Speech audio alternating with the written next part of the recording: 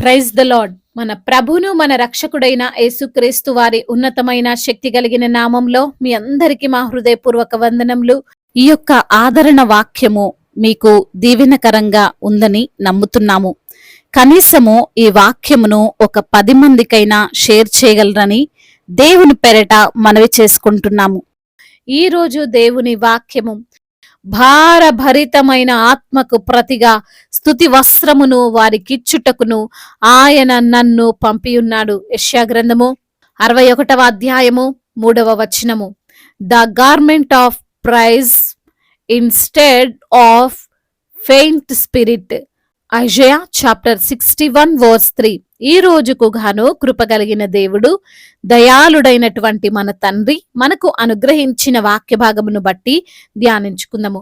ప్రభునందు ప్రియమైన సహోదరి సహోదరులారా, భారభరితమైనటువంటి హృదయాలను ఈ రోజున అనేకులు కలిగి ఉన్నారు. ఎప్పుడు చూసినా వారెప్పుడు ఏదో ఒక సమస్య వలన కన్నీటితో జీవించాల్సి వస్తుంది.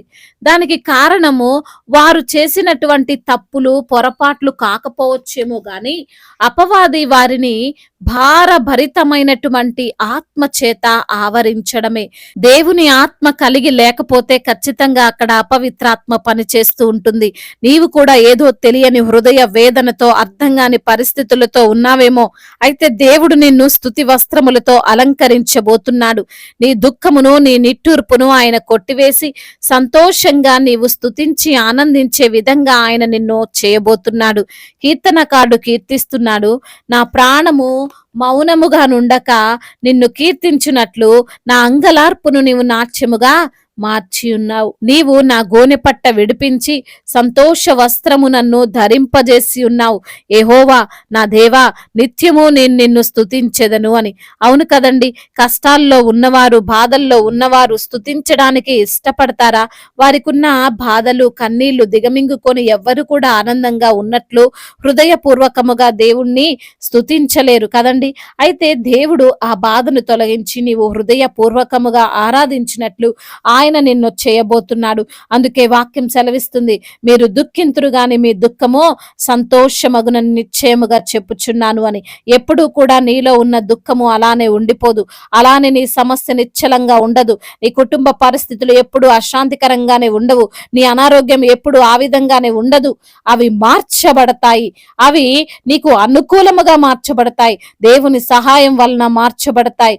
రూతు అనుకుంది, నా భర్తను కోల్పోయాను, నేను ఎప్పుడు ఇలానే ఉండాలి అని, ఇంకా నా జీవితంలో సంతోషం ఉండదు అని. కానీ ఏమైందండి, ధనవంతుడు మంచి మనస్సు గల బోయాజును దేవుడు ఆమెకు జతపరిచాడు. నోవాహు అనుకొని ఉండొచ్చు, మేము ఈ పడవలోనే ఉండిపోవాల్సి వస్తుందేమో అని. కానీ దేవుడు వారి కుటుంబానికి న్యూ లైఫ్ నిచ్చాడు. ఈ రోజున ఈ మాటలు వింటున్న ప్రియమైన సహోదరి సహోదరుడా, మనిషి జీవితంలో కష్టాలు రావని కాదు, కష్టాలు వస్తాయి. అయితే కష్టాలు వచ్చిన ప్రతిసారి దుఃఖిస్తే బలహీన పడిపోతే మనలో దేవుని ఆత్మ లేదు, ఆయనతో మనము జీవించడం లేదు, వాక్యాన్ని మనం పాటించడం లేదు అని అర్థం. కష్టం వచ్చిన ప్రతి ఒక్కరు దుఃఖించరు. దుఃఖించే ప్రతి ఒక్కరు కష్టంలో ఏదో సమస్యల్లో ఉన్నారని కాదు. చూడండి, అన్ని విషయాల్లో మంచిగా ఉండి మంచి జాబు, మంచి స్థితి, మంచి చదువు, కుటుంబం అన్ని విషయాల్లో మంచిగా ఉండి ఏదో తెలియని అశాంతి చేత భారభరితమైన హృదయము చేత బాధపడుతున్న వారు అనేకులు మన మధ్య ఉన్నారు. అయితే దానికి కారణం దేవుని వాక్యము వారిలో లేకపోవడమే. దేవుని వాక్యము వారి హృదయములో ఉంటే ఎటువంటి కఠిన పరిస్థితులు కూడా వారిని బాధ పెట్టలేవు. అపవాది ఎన్ని బలహీనపరిచే భారముతో నింపే ఆత్మలను పంపినా వారిని ఏమి చేయలేవు. అయితే దానిని మనం స్వీకరించాలి. వాక్యాన్ని, వాక్యమై ఉన్న యేసయ్యను హృదయంలోనికి ఆహ్వానించాలి. అప్పుడు మనం నిశ్చింతగా సంతోషంగా ఉండగలం. దేవుని వాక్యాన్ని ఆహ్వానించడం అంటే అంత ఈజీ కాదు. లేఖనములు సెలవిస్తున్నాయి, నీవు నీతిని ప్రేమించి భక్తిహీనతను ద్వేషించుచున్నావు, కావున దేవుడు నీ దేవుడే నీ చెలికాండ్ర కంటే హెచ్చించున్నట్లుగా నిన్ను ఆనంద తైలముతో అభిషేకించి ఉన్నాడు అని.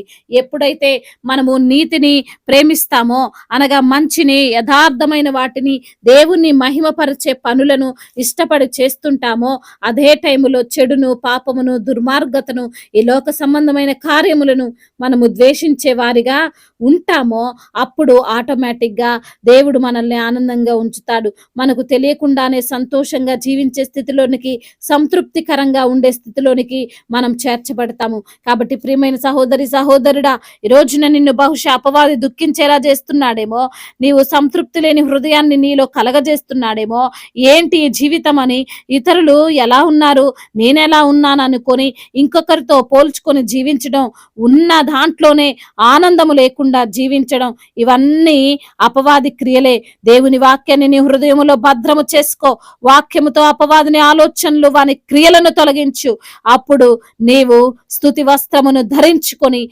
ఆనంద గానములతో ఆ దేవాతి దేవుడైన యేసయ్యను స్తుతించుచు సంతోషంగా జీవించగలుగుతావు. దేవుడు ఈ మాటలను దీవించి మన హృదయములో ఫలింపచేయునుగాక. వాక్య భాగమును బట్టి ప్రార్థించుకుందాము. ప్రతి ఒక్కరు కూడా ప్రార్థనలో ఏకీభవించగలరు. ప్రార్థన. మహాశక్తి సంపన్నుడా, మహోన్నతుడా, కృపా కనికరములు కలిగిన దేవా, దయాళుడా, దీర్ఘశాంతుడా, మీకు వందనములయ్యా, స్తుతులు స్తోత్రములు ప్రభువ.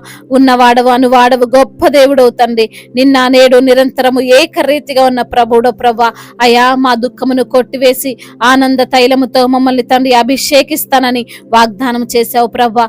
అవునయ్యా, ఎన్ని ఉన్నా నీవు మా హృదయంలో లేకపోతే అన్ని కూడా తండ్రి శూన్యమని తండ్రి తెలియజేశారు. లేఖనముల ద్వారా అయా మాతో సూటిగా తేటగా మాట్లాడి మమ్మల్ని బలపరిచినందుకు స్తోత్రాలు.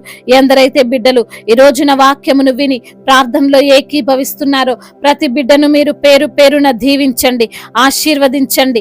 ఎందరైతే బిడ్డలు అనారోగ్యముతో బాధపడుతున్నారో, అయా నడవలేని స్థితిలో, కూర్చోలేని స్థితిలో, అయా మాట్లాడలేని స్థితిలో ప్రభా, అయా నొప్పితో బాధతో విచారముతో ఉన్నారో ప్రభా, ప్రతి బిడ్డకు యేసు నామములో స్వస్థతను దయచేయండి నా ప్రభా. మీరే తండ్రి బిడ్డలను తాకండి అయ్యా. మంచి ఆరోగ్యం ఇస్తున్నందుకు స్తోత్రాలు ప్రభువా. అయా ఐసీలో ఉన్నటువంటి బిడ్డలు, హాస్పిటల్లో చికిత్స పొందుతున్న ప్రతి బిడ్డను మీరు లేవనెత్తండి. ఆ మరణ పడకపై నుండి వారిని మీరు లేవనెత్తి అయా మీ సన్నిధిలో సాక్షులుగా నిలవబెట్టుకోమని వేడుకుంటున్నాం తండ్రి.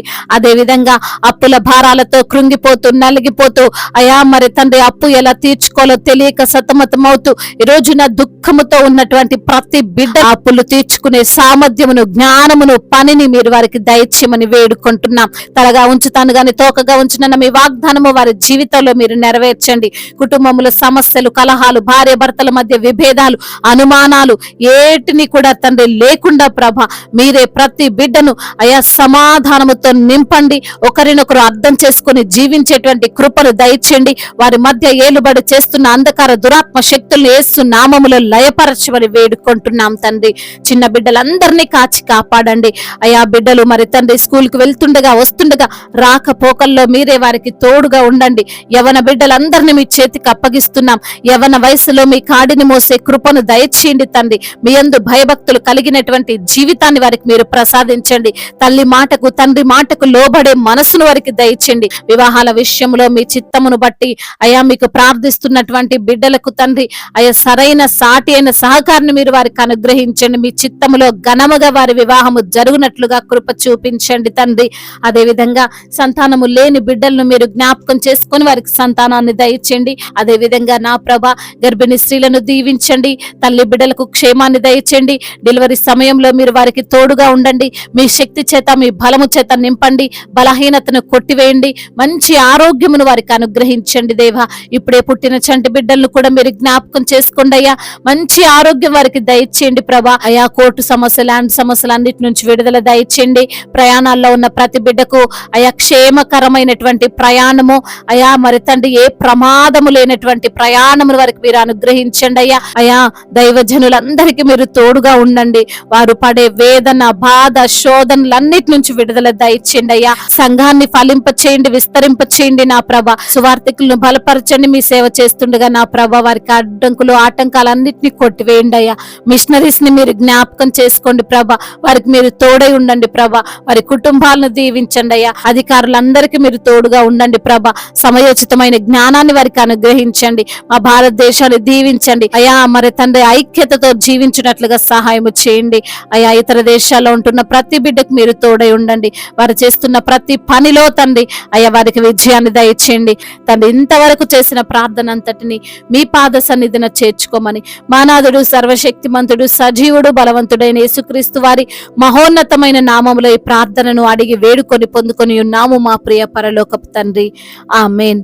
ఈ రోజు పెళ్లి రోజు మరియు పుట్టినరోజు జరుపుకున్న వారందరినీ దేవుడు దీవించి సకల మేలులతో సకల ఆశీర్వాదములతో కృపాక్షేమములతో శాంతి సమాధానముతో దేవుడు మిమ్మల్ని నింపునుగాక. మీ యొక్క ప్రార్థన అవసరతలను మాకు తెలియజేయగలరు. మీ కొరకు మేము తప్పక ప్రార్థిస్తాము. మొదటిసారిగా మన యొక్క ఆదరణ వాక్యం చూస్తున్నట్లయితే తప్పకుండా సబ్స్క్రైబ్ చేసుకోగలరు.